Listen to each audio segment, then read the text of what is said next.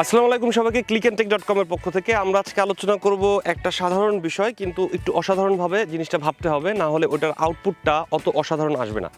বিষয়টা হচ্ছে আমরা যে ডিজিটাল মিডিয়াতে কন্টেন্ট তৈরি করছি, যেমন ইউটিউব বা ফেসবুকে, এই কন্টেন্টগুলো তৈরি করার সময় আমাদের কিছু বিষয় আগে থেকে মাথায় নিয়ে তারপর সেই কাজগুলোতে নামা উচিত। যেমন একটা কন্টেন্টের সাবজেক্ট কি হওয়া উচিত, এক্ষেত্রে আমাদের শুরুতে যেটা মনে করতে হবে সেটা হচ্ছে আমরা আসলে কোন বিষয়টা নিয়ে কাজ করব। এখন এর ভেতরে আমাদের ছোট্ট একটা বিজনেসের একটা ছোট্ট কনসেপ্ট মাথায় নিতে হবে। সেটা হচ্ছে ভাতের চালের ব্যবসা কীরকম হয়, আর আপনার সামনে যে বা আমার সামনে যে ডিএসএলআর ক্যামেরাটা আছে সেইটার ব্যবসা কীরকম হয়। একটু ভাঙায় বলার চেষ্টা করি। একটা ডিএসএলআর ক্যামেরা 1 লক্ষ মানুষের ভেতরেও একজন কিনেন না। ধরেন গিয়ে 10 লাখ মানুষের মধ্যে একজন ক্রেতা হচ্ছেন ডিএসএলআর ক্যামেরার। আর ভাতের যে চাল, সেই চালের ক্রেতা হচ্ছেন গিয়ে 100তে 100 জন মানুষ।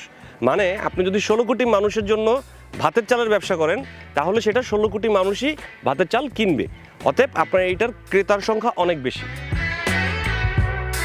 যদি আমরা 16 কোটি মানুষের মন জয় করতে চাই, তাহলে 16 কোটি মানুষের যে বিষয়টা প্রয়োজন, খাবার, ট্যুরিজম, ইতিহাস, এই জাতীয় বিষয়গুলো নিয়ে আমাদের কাজ করতে হবে।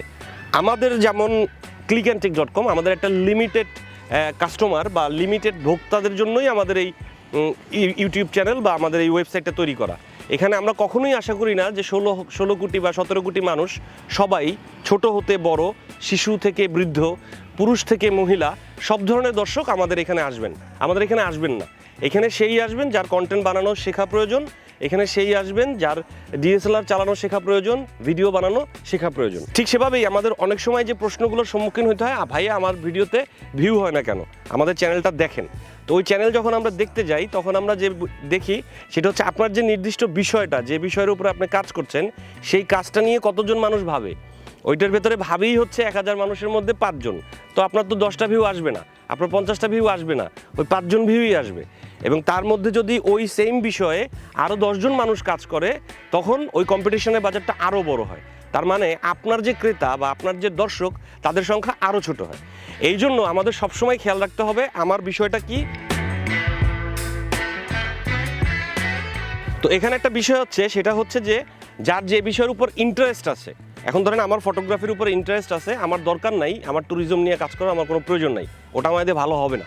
আবার যে মানুষটার অ্যাকাউন্টিংয়ের উপরে আলাদা ধরনের একটা টান আছে বা ভালোবাসা আছে, তার উচিত অ্যাকাউন্টিং নিয়েই কাজ করা।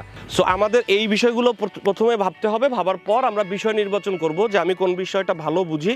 এখন সেই বিষয় যদি এমন হয় যে 100 মানুষের মধ্যে একজন মানুষও সেটা নিয়ে ভাবে না, অতএব ওইটা নিয়ে ইউটিউব চ্যানেল করে বা ওইটা নিয়ে কন্টেন্ট বানায় কোনো লাভ নেই, কারণ ওটা কেউ দেখবে না। আচ্ছা, এরপর আমাদের যে কাজটা সেটা হচ্ছে নাম নির্বাচন করা। আমরা যখন একটা ইউটিউব চ্যানেল করব বা আমরা একটা কোনো কন্টেন্ট করব বা একটা ওয়েবসাইট করব, তখন আমরা একটা নাম নির্বাচন করি। তো আমরা সবসময় চেষ্টা করি বড় নাম, অর্থবহ নাম, এরকম অনেক কিছু আমরা ভাবি। আসলে জিনিসটা সেটা না।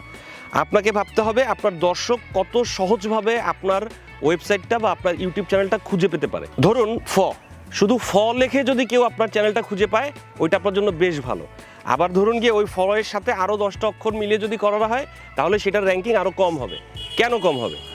এক্ষেত্রে আপনাকে আপনার নিজের সাইকোলজিটা বুঝতে হবে। আপনি কি খুব ঘাটাঘাটি করে কোনো চ্যানেল খুঁজে বের করেন না। আপনি করেন কি খুব সহজে যে চ্যানেলটা আপনার হাতের কাছে পাবেন সেটা খুঁজে নিয়ে আসবেন। সো আপনার ইউটিউব চ্যানেলের নাম বা আপনার যে কোনো কন্টেন্টের নামটাই অতখানি ছোট হতে হবে, যতখানি ছোট হলে আপনার সার্চ র্যাঙ্কিংয়ে জিনিসটা উপরে আসে। এর ভেতরে কিছু ক্রিয়েশনের ব্যাপার থাকতে পারে, কিছু ক্রিয়েটিভিটির ব্যাপার থাকতে পারে। ধরেন গিয়ে আপনার একটা ফুড ব্লগিংয়ের একটা চ্যানেল, তো ওইটার নাম আপনি শুধু চা দিলেন, আমরা যে চা খাচ্ছি সেই চা। তো শুধু চা যদি দেন, তাহলে ওটার ভেতরে একটা ক্রিয়েশনও আসবে এবং আপনার নামটাও অনেক ছোট হবে, বাংলাও থাকবে ওটার ভিতরে, আবার ওটার ভিতরে ইংরেজির একটা ম্যাটার নিয়ে আসতে পারেন। ওইটার যদি ট্যাগলাইন আপনি আবার ইংরেজি দিয়ে দেন, ধরেন গিয়ে ওইটার ট্যাগলাইন আপনি দেন উই ওয়ান্ট টি, ঠিক আছে?